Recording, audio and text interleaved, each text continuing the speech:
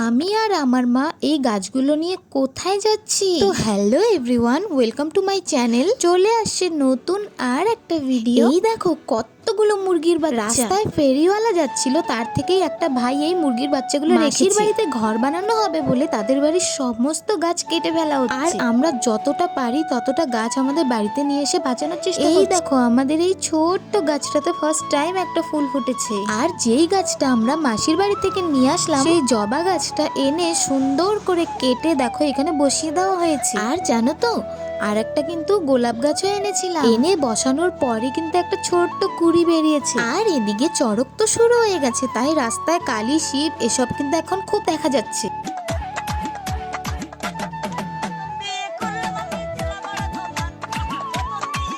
চলো চলো, মুজরা দেখতে দেখতে খিদে পেয়ে গেছে। তারপর মোমো আর মুড়ি মাখা খেয়ে নিলাম। দেখা হচ্ছে নতুন কোনো ভিডিওতে, নতুন কোনো কন্টেন্টে। Bye by.